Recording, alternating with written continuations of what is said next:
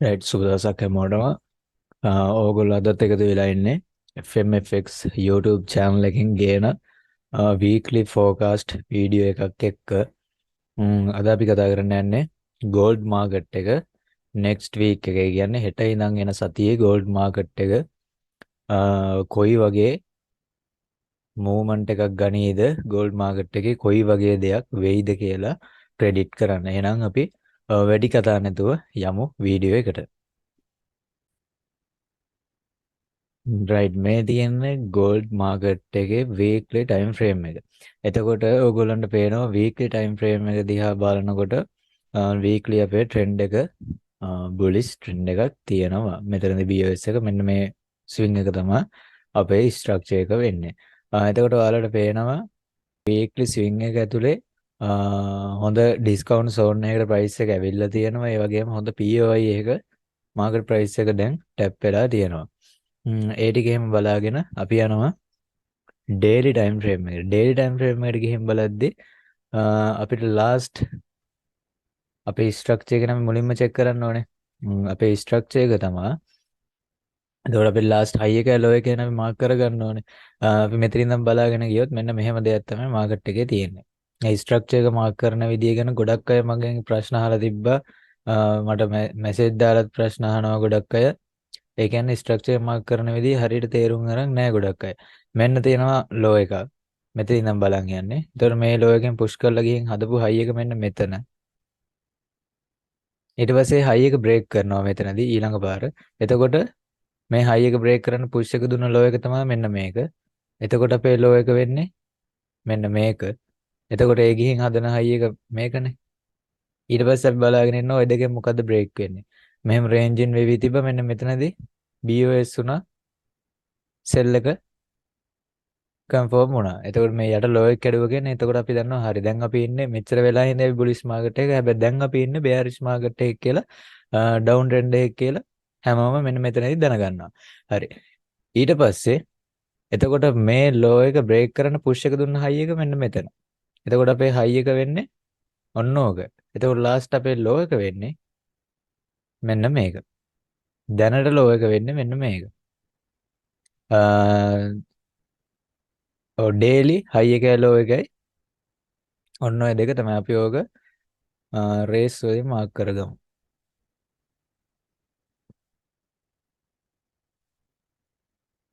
Daily හයි අපිට මේක daily ලෝ එකක් කියන්න බෑ තාම, මොකද කැන්ඩල් එක ක්ලෝස් වෙලා නැහැ. අපිට දැන් දෙන්නේ ඩේලි හයි එක ඕක තමයි.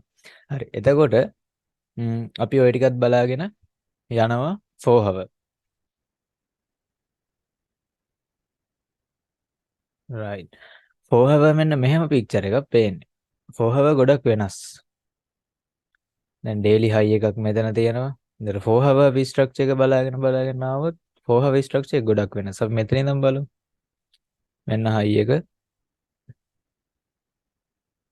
ඒ හයි එකට අදාළ ලෝ එක මෙන්න ලෝ එක බ්‍රේක් වෙනවා. ගිහින් හදනවා ලෝ එක මෙතන. ඒ ලෝ එකට මේ ලෝ එක බ්‍රේක් කරන පුෂ් එක දුන්න හයි එක මෙතන. එතකොට හයි එක මෙතෙන්ට ගේන්න වෙනවා.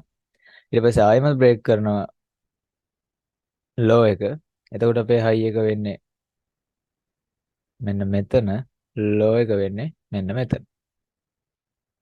ඔන්න ඔක තමයි සරලවම වේ 4 hour ස්ට්‍රක්චර් එක. ඒතර ඩේලි ස්ට්‍රක්චර් එකත් සෙල් බෙයාරිෂ් මාකට් එකේ ඉන්නේ 4 hour ස්ට්‍රක්චර් එකත් අපි බෙයාරිෂ් මාකට් එකක තමයි ඉන්නේ. right. ඔන්න ඔය විදියට. හරි. ඔහොමනේ. දැන් ඔය දෙක අතරේ අපිට පුළුවන් POI එකක් චූස් කරගන්න.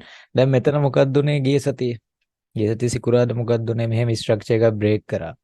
කට්ටිය හිතාගත්ත හරි බයි තමයි. ඒ වුණාට මාකට් එක මේ OB එක කැඩුවා. හරි, මම ගත්තේ සෙල් එක මෙන්න මෙතනින්. මට සෙල් එක කන්ෆර්ම් වෙන්නේ මෙන්න මේ කැනල් එකෙන්. මේ කැනල් එකේ පිපිටුවසන්ට් එකට මෙන්න මෙතනදී මම සෙල් එකට එන්ටර් වුණා. ඒ වල ප්‍රොෆිට් මම ස්ක්‍රීන්ෂොට් දාලා ඇති. මගේ ගෲප් එකේ තියෙනවා ඔයාලා දන්නවා. ගෲප් එකේ මම ස්ක්‍රීන්ෂොට් දාලා ඇති. මම මේ ඇනලිසිස් එක හවස ඔයාලට දුන්නා. සිකුරාදා හවස මම මේකේ ඇනලිසිස් එකේ ෆොටෝ එකක් මම ඔයාලට දැම්මා. මේක බ්‍රේක් කරලා මෙහෙ බයිසෝන් එකක් තිබ්බා මගේ. අන්නේ බයිසෝන් එකට මාකට් එක එනවා කියලා. එතකොට ස්ට්‍රක්චර් එකත් එක්ක යද්දී අපිට ඔන්නෝම සෙල් එකක් තමයි ඩවුන් ට්‍රෙන්ඩ් එකක් තමයි අපිට පේන්නේ. එතකොට අපිට POIs ගත්තම මෙන්න මෙතන තියෙනවා hidden OB එක.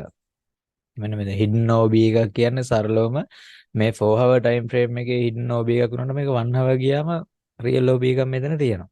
1 hour නෑ 15 minute වගේ ඔතන real OB එකක් තියෙනවා. එතකොට මෙතන දැන් mitigation block concept එකත් මෙතන තියෙනවා. higher time frame PO එක මිටිගේට් කරා BOS කරා. දැන් බ්‍රේක් බ්ලොක් එකේ මිටිගේෂන් බ්ලොක් එකේ වෙනස මෙන්න මෙතන හොඳට පේනවා. දැන් බ්‍රේක් බ්ලොක් එක කරන්නේ ස්ටොප් හන්ට් එක. දැන් මෙතන ස්ටොප් හන්ට් එකක් නැහැනේ. මිටිගේෂන් බ්ලොක් එකේ කරන්නේ higher time frame PO එක මිටිගේට් කරන එක. මෙන්න මෙතන හොඳ daily OB එක මේ මිටිගේට් කළා. daily OB එක මිටිගේට් කළා. IBOS කරා. එතකොට එතෙන්ට යන ෆන්ක්ෂන් පම්ප් කරේ මෙන්න මේ කැනල් එකේ. එතකොට මේ කැනල් එකේ තමයි ඕඩර්ස් ටික තියෙන්නේ. එතකොට මෙන්න මේ කැනල් එකෙන් මේ කැනල් එක වැහුවා. මෙතන ඉඳපු රිටේල් බයර්ස්ලයි ස්පෙකුලේටර්ස්ලයි හැමෝම ලොස් කරගෙන මේ කැනල් එක පල්ලෙහාට ආවා. එතකොට ඔන්න ඔය කැනල් එකේ 50% වලින් තමයි ට්‍රේඩ් එකකටයි එන්ටර් වෙන කෙනෙක්ට එන්ටර් වෙන්න පුළුවන්. එතකොට මම පර්සනල් මෙන්න මේ ලෝ එකට තියලා මම ට්‍රේඩ් එකක් ගත්තා. පිප් 100ක ටේක් ප්‍රොෆිට් එකක් මම ගත්තා. එතකොට දැන් අපිට ආයේ තියෙන රීසන් එක තමයි දැන් මෙතන 50% එකක් ගිහිල්ලානේ. ආයෙත් කොට මෙහෙ යනවා කියන්නේ ඔතන සෙල් එකක් නැහැ. වැලිඩ් නැහැ. ආයෙ අපිට සෙල් එකකට යනවා නම් යන්න තියෙන්නේ මෙන්න මේ hidden OB එකෙන්. මොකද මෙතන orders crash වෙලා තියෙන්නේ. ඒ කියන්නේ මෙතන orders block එක. ඇත්තටම orders block එකක් සිද්ධ වෙලා තියෙන්නේ. ඒ නිසා අපි මෙන්න මෙහෙම මාක් කරගන්න ඕනේ.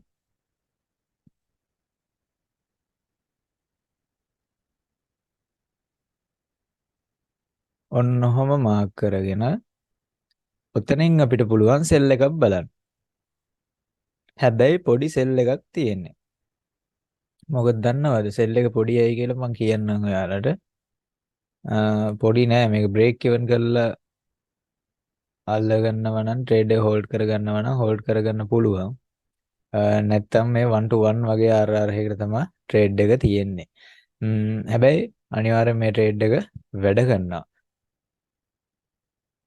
ඇයි දන්නවද මං කියන්නේ සෙල් එක එච්චර දුර යන්න එපා කියලා. දුර යන්න එපා කියන්නේ මෙන්න මේ weekly daily bias එක නිසා. දැන් අපි 4 hour අපිට මොන දේ පේනුණත් හොඳට මතක තියාගන්න lower time frame වල ඉඳෙද්දි ඒ කියන්නේ ඔය scalpers ලා ගොඩක් loss වෙන්නේ. scalpers ලා හැමතැනදීම trend එකක් change වෙනකොට මේ චොච් වලදී අනිවාර්යෙන් මෙයාලා loss වෙනවා. ඒ loss වෙන්නේ එයාලගේ ඔළුවේ නැහැ higher time frame direction එක. දැන් මම මෙතන කියන්නේ ඔයාලට 4 hour direction එකේ විතරක් ඉඳගෙන සෙල්ම බලන්න යන්න එපා. දැන් අර එක සෙල් එකක් තියෙනවා ඒක විතරක් ගන්න. මොකද මෙතන daily TOB එකක් තියෙන නිසා මම කියන්නේ ඒ සෙල් එක හොඳයි කියලා. ඒ සෙල් එක ගන්න. එතනින් එහා ආයි සෙල් එකකට යන්න. ඒ කියන්නේ ආයි මාකට් එක ඒ සෙල් එක ආවට පස්සේ ආයි සෙල් එකකට යන්න එපා. හරිද? ඒ සෙල් එක වැඩ කරොතින් ආයි ඊළඟට ආයිම සෙල් එකකට යන්න එපා. මාකට් එක ටිකක් ස්ටඩි කරන්න බලන් ඉන්න. මොකද මෙන්න මෙතන daily OB එකක් තියෙනවා. එතකොට මේ ලෝ එක කැඩුවා කියන්නේ අනිවාර්යෙන් ප්‍රයිස් එක daily OB එකේ ටැප් වෙනවා. තාම ටැප් වෙලා නැහැනේ. එතකොට මේ weekly මම අර ඔයාලට පෙන්නන POI එක. එතකොට daily weekly දෙකම bullish market එකක ඉඳගෙන 4 hour අපි bearish market එකකට trade කරොතින් අනිවාර්යෙන් අපිට loss වෙන්න පුළුවන් chance වැඩි. ඒ නිසා මේ හරියේදී බලන්න buy එක shape එකේ. කොහොමද දන්නවද buy එක බලන්න ඕනේ? මෙන්න මේක තමයි අපේ buy zone එක. හරිද? ඕකනේ zone එක. මේ zone එකේ හරිද? දැන් මේක daily zone එකක් weekly zone එකක්. හරිද? මේක powerful zone එකක් හොඳ. එතකොට ඔයාලට මේකේ powerful වුණා කියලා එකපාරට sell එකක් මේ buy එකක් ගන්න යන්න බෑ. ඇයි දන්නවද? buy එකක් ගන්න මොනවා හරි confirmation එකක් බෑ. දැන් එන්නේ sell trend එක ගන්න. එතකොට මෙතනින් buy එකකට යනවා කියන්නේ අපි trend එකට against යන්නේ. එතකොට trend එකට against trade එකක් ගන්න. දැන් මෙතන නම් මම ඔයාලට මුකුත් කිව්වේ නැහැ confirmation බලන්න මුකුත් ඕනේ නැහැ. මෙතනින් sell entry ටික ගන්න. මේ මෙන්න මේ zone එක ඇතුලේ sell entry ගහන්න. මෙතනින් ප්‍රොෆිට් ගන්න. දැන් මේ බයි එකේ එහෙම බෑ. බයි එකේ මාකට් එක මෙහෙ ඇවිල්ලා ටැප් වෙලා 1 hour විතර අඩුම 1 hour ස්ට්‍රක්චර් බ්‍රේක් එකක්වත් වෙනකන් ඉන්න. ඒ කියන්නේ දැන් මෙහෙම හිතන්නකෝ. දැන් මේ කතාව ඉවරයි. මේක මම අයින් කරනවා. ඩිලීට් කරනවා. හරි. එතකොට මෙන්න මෙහෙම හිතන්නකෝ දැන් මාකට් එක මෙතන තියෙනවා. මෙතන තිබිලා ඔහොම මෙහෙ ගියා. මේ නිකන් මම දාලා අයිඩියා එකක් ඔයාලට දෙන්නේ. දාලා අදහසක් දෙන්නේ. ඊට පස්සේ ආයෙ මෙහෙම සෙල් වුණා කියන්නකෝ. සෙල් වෙනකොට මේකේ ටැප් වෙනවනේ. හරි. ඊට පස්සේ ටැප් වෙලා ආයෙ ටිකක් මෙහෙම ගිහිල්ලා ආයෙමත් තව එකක් එන්න පුළුවන් මෙහෙට. මොකද මෙතන ගොඩාක් අය බයි කරනවා. එතකොට එයාලගේ ස්ටොප් ලොසස් ටිකත් ගලවලා මාකට් එක මේ හරියට ඉතින් ස්ටොප් හන්ට් එකක් දාලා ආයෙමත් මෙහෙ එනවා. එතකොට මොකද වෙන්නේ? මෙතනින් මේ OBs වලට ආයෙමත් කට්ටිය සෙල් කරන්න ගන්නවා. මම ඒකයි කිව්වේ මෙතන දෙවෙනි සෙල් එකකට ආයෙ යන්න එපා කියලා. එතකොට මෙතන ආයෙමත් සෙල් කරන්න ගත්තම මොකද වෙන්නේ?